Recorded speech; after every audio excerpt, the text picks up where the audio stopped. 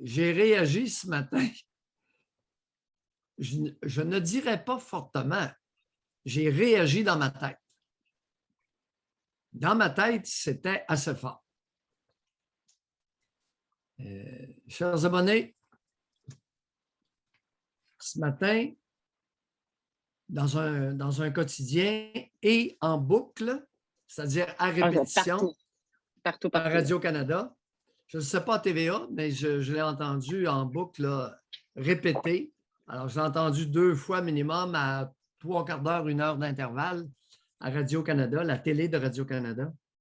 Une nouvelle qui m'a fait sursauter dans ma tête.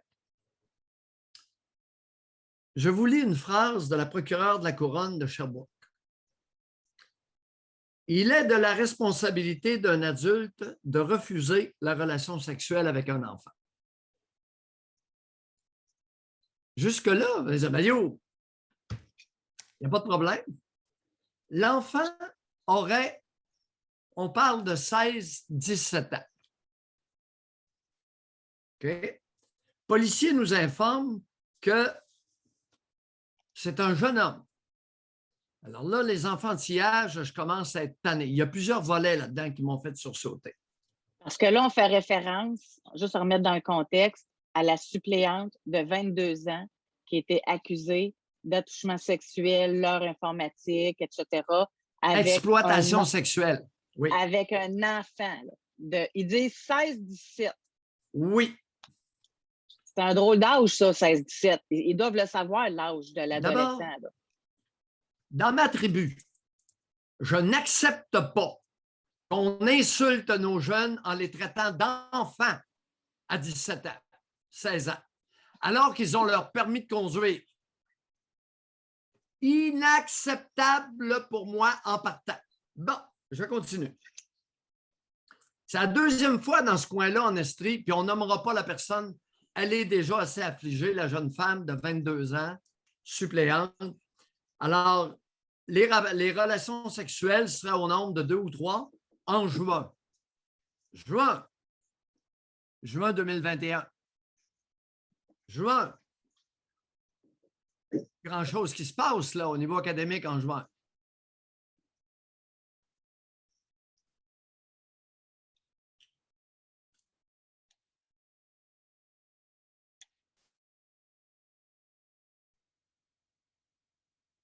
Il est de la responsabilité d'un adulte de refuser la relation sexuelle avec un enfant, nous apprend la grande procureure de la Couronne de Sherbrooke. Bon.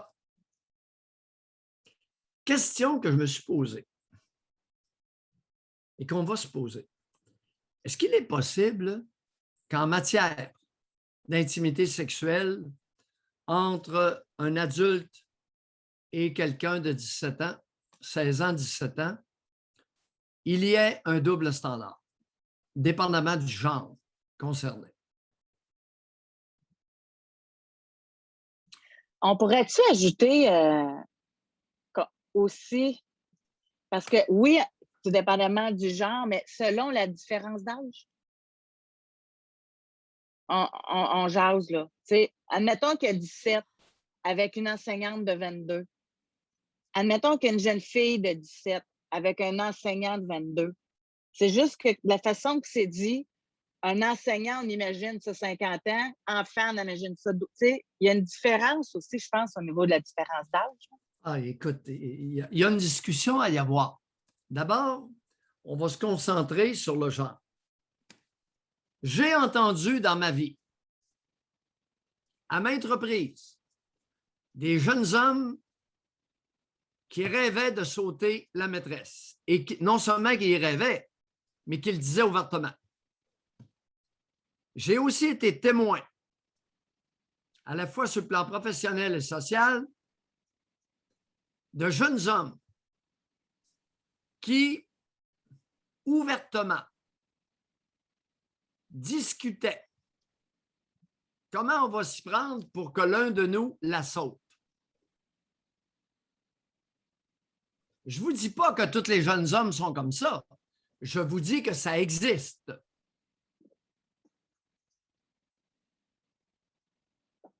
Je vous dis qu'il y a des jeunes hommes de 16-17 ans, surtout des 17, qui vont se vanter ouvertement d'avoir sauté une femme d'âge mûr. S'en vanter ouvertement. La jeune enseignante est accusée d'exploitation sexuelle.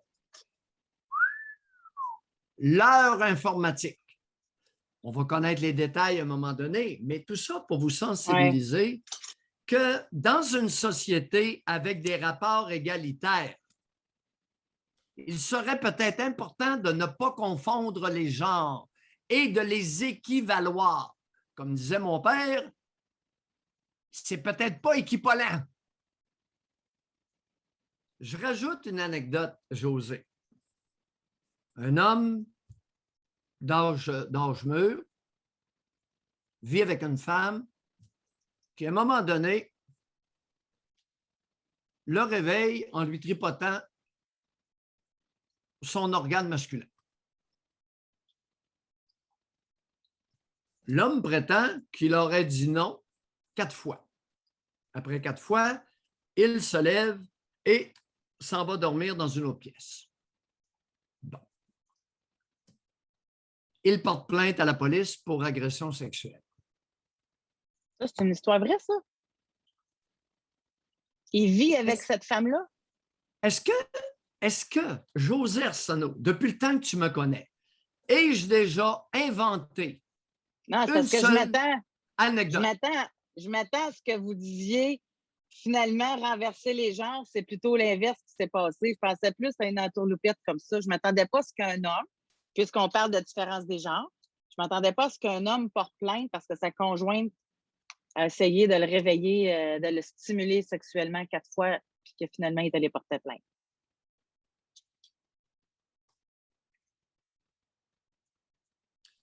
Il est dangereux, un, d'infantiliser la collectivité, deuxièmement, d'équivaloir les gens. C'est pas ça la justice, les copains. Pas pour Mayou. Et là, ce que j'aimerais beaucoup faire, c'est tout à l'heure, je t'en ai glissé un mot, c'est de sonder, j'allais dire les cœurs, non, de sonder nos abonnés et de leur demander une question. Si tu es d'accord, évidemment. Je ne t'ai pas demandé, je t'ai signalé ma question, mais... Certainement.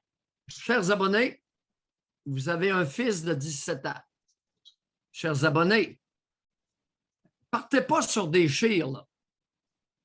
Oui, mais une fille. Non, non. Regardez, on va discuter tranquillement une chose à la fois. OK? Vous avez un fils de 17 ans. Que vous l'ayez ou pas, que vous ayez un enfant ou pas, le scénario que je vous présente est le suivant. Vous êtes parent, vous avez un fils de 17 ans, vous apprenez. Vous apprenez qu'en juin, il a eu quelques relations sexuelles avec une enseignante, avec son enseignante. Est-ce que vous portez plainte à la police? Juste ça que je veux savoir. Il faut quand même, en tout cas, moi, de mon côté, je comprends totalement votre point. J'accepte tout ça. Mais elle n'a pas gagné le prix du jugement de l'année, cette suppléante-là. Elle a eu un sérieux manque de jugement. Elle n'était pas sans connaître la loi, même si ça peut être à discuter. Fait que c'est ça aussi qu'il faut quand même dire. Mais la question se pose, qui a porté plainte? Parce que c'est un témoin, hein, ça dit témoin. Deuxièmement, est-ce que, comme gestionnaire, je ne sais pas si on pourrait la poser, cette question-là, nos abonnés. Vous êtes gestionnaire d'école, directrice d'école, embauchez-vous une belle jeune femme de 22 ans comme suppléante auprès de vos jeunes hommes de 16-17 ans. Est-ce que vous le faites? Est-ce qu'on pourrait poser la question, José? Je ne te l'avais pas soumis, ça. Deuxième question. Vous êtes gestionnaire, Vous êtes directeur ou directrice de l'école, embauchez-vous une suppléante, embauchez-vous une enseignante de 22 ans pour les jeunes hommes de 16-17. On peut poser la question. OK. Puis, avec ton habileté habituelle, on ne révèle pas les résultats. Et nous verrons s'il y a une différence de genre parmi nos abonnés. Puis là, est-ce qu'on rajoute le mot belle? J'imagine qu'il est important. Ben oui, ben oui, ben oui, ben oui. Belle comme un cœur, ben oui. Non, si ça pèse 220, là, la question ne se pose pas. À 220, 240, je regrette. Oubliez-moi, oubliez ma question. Non, il y a des limites, là. On est entre adultes, n'est-ce pas, José? On est entre adultes qu'on s'entend, là. Ah, le maudit niaisage un matin, là, oh! Ah, ça m'a... Moi, les enfants de 17 ans, là... Je suis en train de penser à votre deuxième question. Oui. Ça doit être très motivant à ce que les jeunes l'offrent pas de cours. Pour le présentiel en classe. José, vois-tu, c'est pour ça qu'on travaille ensemble. Non, j'y avais pas pensé. Le décrochage scolaire. Aïe, aïe, aïe. Aïe, aïe, aïe, aïe, aïe. José Arsenault. Mais c'est ça. C'est ça, travailler ensemble, un homme et une femme. Celle-là, là, elle m'avait échappé. Ah, tu me compliques la vie. Autrement dit, tu es en train d'insinuer, n'y aurait-il pas,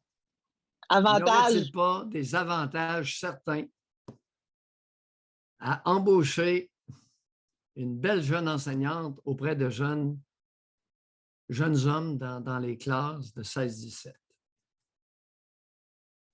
Avec un jugement. José, on va en reparler du jugement. On va en reparler. José, lorsqu'un groupe de jeunes hommes s'entend pour séduire une enseignante, la question que je me pose, c'est combien de temps pourra-t-elle résister?